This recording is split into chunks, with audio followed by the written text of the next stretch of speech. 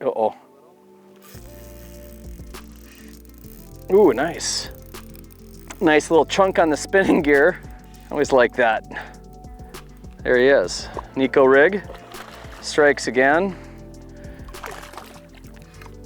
You always want to catch him using power techniques, but most of the time it just doesn't produce as well as a finesse presentation. And then this guy has really taken the bass fishing world by storm. Just a worm or a creature bait with a nail weight fish, Neko style. Produces lots of fish like this. It's going to get you numbers, but it will get you good bites too. Healthy fish. Give them a couple of years.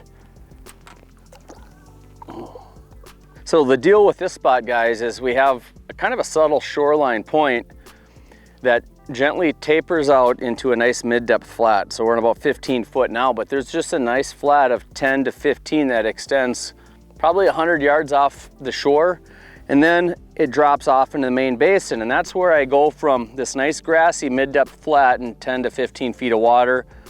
Then it drops off into this rock.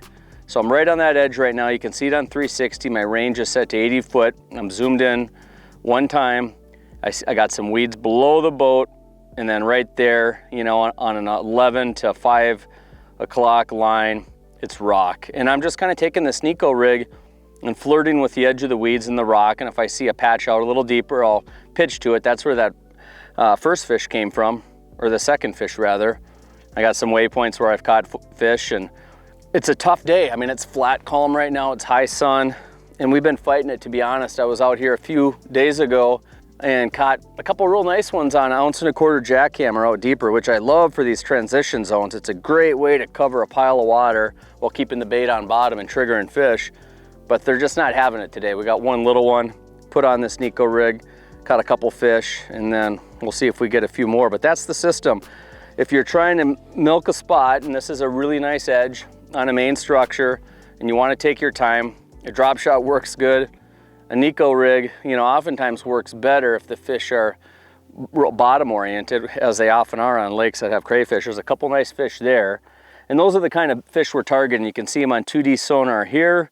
Here I am right on the edge. I just made a cast to that little rock pile, and we're trying to snipe some of those fish that they're in a pretty negative mood, and there's really no better way to do that than with a Neko rig. So I just make a cast out. I'm kind of using my 360 to get a lineup. And if I didn't have 360, then I'm going to be looking at my down imaging or 2D sonar to kind of find that hard soft bottom transition. So where the weeds end and then it goes to a nice gravelly bottom. And then I'll just fan cast the area with the Neko rig. And you can cover water decent. I have a 3/16 nail weight on there, so cast it out, drag it in, kind of just popping it. The particular worm I have on now actually has a little air pocket in the back, so it sticks up nice, which I like. It helps kind of keep that hook upright out of the weeds versus maybe a really heavily salted bait that just tips over, which those work fine too if you keep them moving. And sometimes they want them on bottom, but I do like something when I'm fishing around the weeds that stays up, just a little more snag resistant. Got bluegill up here. That's why I like these flats. These are great areas for bluegills to set up. But midday, you know, morning, yeah, go throw a topwater, a crankbait, a spinnerbait, a hair jig over the flat, catch fish. Midday like this, high sun, you know, I'll focus my effort on these edges. And we've also been auto chart living this. This lake isn't mapped, so you can see that flat that extends from the shore right there in that little bit lighter color. You can see my waypoints, that kind of a line just off the edge of this flat, and that's what I'm seeing here on 360. So nice to have a few contours and then use 360 for my real-time 3D topo map of the bottom. 2D sonar is always nice just to see what's directly below you, but those rocks are pretty juicy, and that has been usually where the bigger bass have been coming set up against some of those boulders. Ooh, super forgiving bait too, boy. Put it in the hands of somebody that's new to fishing, bass bite it, they hold on to it, almost like you were fishing a night crawler or something like that. And boat flip him in. Pretty cool there. You can see that fish thrashing in the water, and I still have my full rig. And we'll talk about rigging a little bit here. So little bass, going nuts, and a totally new twist on Neko rigging. The O-ring, that's different. This hook is not going through the bait whatsoever. And then I got a nail weight down there at the end. We'll do a little sit down on that. I'll walk you through this setup. This has kind of become a go-to for me, and it's picking up a lot of steam right now. So Neko rig rigging is pretty basic. There's been a lot of content done on it, so I'm not gonna go through the whole deal, but I am gonna talk a little bit about a recent change that's pretty cool in the realm of O-rings. And you may have seen a few of the Japanese tools out there that when you squeeze them, it actually opens the O-ring that way, and then you slide the plastic in, and that's exactly what this tool does. This is a VMC crossover pliers, and what it's designed to do is to put an O-ring on a plastic of your choice. Now, we Neko rig a lot of different baits. We'll do creature baits. We've had great success with that. And then, of course, a standard, you know, straight worm like this. But hey, try a ribbon tail worm, whatever you want. That's the beauty of the system. This pliers does a really good job receiving a lot of different size plastics and putting an O-ring on it, where it's not the case with an O-ring tool that's kind of a fixed size, the same size O-ring. So the crossover pliers is designed to work with these new O-rings from VMC. They're called the crossover rings, and they come in a range of sizes: 4mm, 5mm, 6mm, 7mm. So they fit different size plastics, different diameter plastics. The one here happens to be a 4mm, and this one pairs, in my opinion, the best with the straight worm. So you might be using a Zoom trick worm, Magnum trick worm. This happens to be a 13 fishing bubble butt, which is a pretty cool bait in that it has an air pocket right up here. So as you work it across the bottom, and you can see through the underwaters, you got this tail piece dancing nicely. It's buoyant.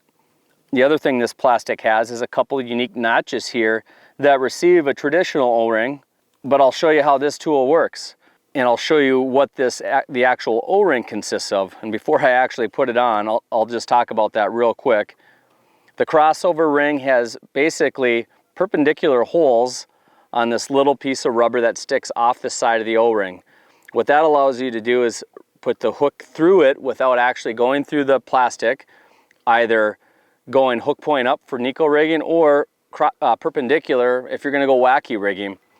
And because it's a larger surface area, this is more like the old school surgical tubing, it tends to cut the bait less. So it holds tight to the bait, it's got more surface area with the bait, so you get less cutting of the plastic. And then on top of that, you don't even have to put the hook through the plastic, you put it through those holes. The big deal though is you wanna go a smaller size for straight worms. You want this to be a really secure fit, so the 4mm works good on a lot of those smaller diameter worms. So I'll go ahead and slide this one in. Put the O-ring on. I usually like to align the holes toward the top, just so I know where it's at. And then I can kind of align it where I want the hook to come through on my plastic.